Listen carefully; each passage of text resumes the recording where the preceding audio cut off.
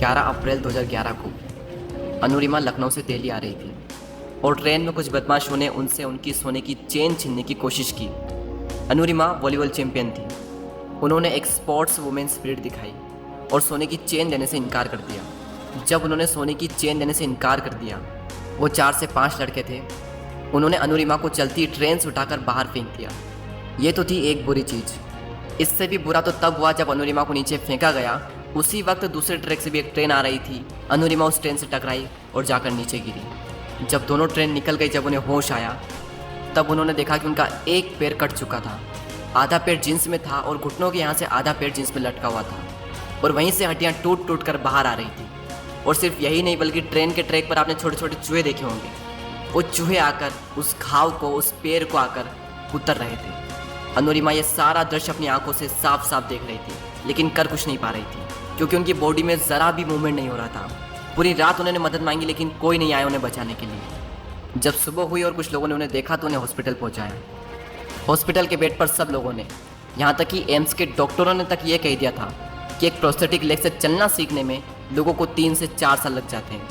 कुछ दिनों तक उनका हॉस्पिटल में इलाज चला और जब उनकी हॉस्पिटल से छुट्टी हुई, जब वो घर गई, तो घर जाने के बाद जब ऐसी सिचुएशन में लोग ये सोचते हैं कि आगे की ज़िंदगी का गुजारा कैसे होगा, अनुरिमा के माइंड में सिर्फ 2 चीज़ें थी। एक तो ये कि मुझे इन सबको गलत साबित करना है, और दूसरी ये कि अपनी सबसे बड़ी कमजोरी को अपनी सबसे बड़ी ताकत बनाकर दुनिया की सबसे ऊंची चोटी माउंट एवरेस्ट को फतह करना है। मैडम बचेंद्री पाल, जिन्होंने 1984 में एवरेस्ट सबमिट किया था, जब अनुरिमा ने उनको ये बताया कि मुझे एवरेस्ट सबमिट करना है, तो मैडम बचेंद्री पाल की आंखों से आंसू आ गए।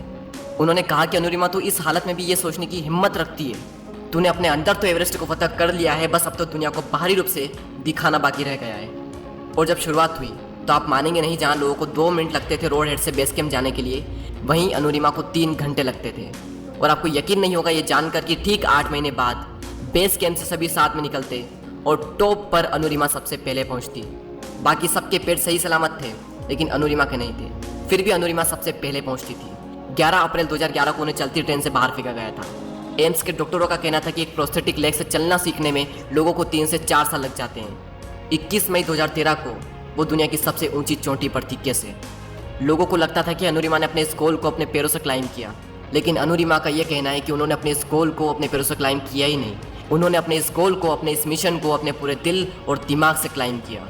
और जब अनुरिमा रात को क्लाइंब कर रही थी, क्योंकि रात को वेदर बहुत ही नॉर्मल होता है, इसलिए रात को क्लाइंबिंग करना थोड़ा आसान होता है, तो जब वो रात को क्लाइंब कर रही थी तब उनकी आंखें फटी की फटी रह गई। अंधेरे में जहाँ पर भी उनकी हेडलाइट पड़ रही थी, वहाँ पर सिर्फ लाशें ही लाशें बिछी थी। उनके अंदर से एक डर निकल रहा था कि जिस काम को करने के लिए वो निकली है, उसी काम को करने के लिए ये लोग निकले थे और ये लोग यहाँ पर मरे हुए हैं। और इन लोगों का तो शरीर भी सही सलामत था, उसके बावजूद भी ये यहाँ पर आकर मर गए।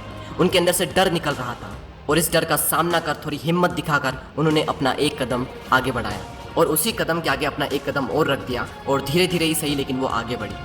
हिलेरी स्टेशन, एवरेस्ट से थोड़ा नीचे। जब अनुरिमा वहाँ पहुँची तो उनका ऑक्सीजन का लेवल कम होने लगा। उनके शेरपा ने उन्हें कहा कि अनुरिमा वापस चलो, तुम्हारा ऑक्सीजन खत्म हो रहा है, अगर जिंदा बचे तो फिर से वापस आ सकते हैं। लेकिन अनुरिमा को पता था कि ये मौका उन्हें बहुत ही मुश्किल से मिला है और शायद इसके आगे उन्हें कोई मौका मिले ही ना, और वो इस गोल्डन चांस को कभी भी खोना नहीं चाहती थी। उन्होंने शेरपा की बात नहीं मानी और आगे बढ़ी। उनका मानना था कि यहाँ तक आई हूँ यहाँ रुकने के लिए या फिर वापस जाने के लिए नहीं, यहाँ तक आई हूँ और भी आगे जाने के लिए। और ठीक 1.5 घंटे बाद वो दुनिया की सबसे ऊंची चोटी पर थी और इतिहास रच दिया उस लड़की ने, जिसे एम्स के डॉक्टरों ने कहा था कि 3 से 4 साल लगते हैं एक प्रोस्थेटिक लेग से चलना सीखने में। और चलना फिरना छोड़ो, 2 साल में उसने एवरेस्ट को फतह भी किया और बता दिया पूरी दुनिया को कि इंसान विकलांग दिमाग से होता है, शरीर से नहीं। और अगर एक बार आपने किसी काम को करने की ठान ली और उस काम को करने के लिए आप अपनी जान लगाने को तैयार हो, तो दुनिया की कोई भी ताकत आपको हरा नहीं सकती। आज मेरे लाइफ का सबसे बड़ा सपना पूरा हुआ और मैं टॉप ऑफ द वर्ल्ड पे हूँ और बहुत खुश हूँ, बहुत खुश हूँ। और सबको ये मोटिवेशन देना चाहती हूँ कि हर आदमी अगर अपने लक्ष्य को बनाए तो वो कभी नहीं हार माने और वो अपने टॉप को, अपने लक्ष्य को जरूर पाएगा। को तोड़ कर पंख खोल कर भर ले।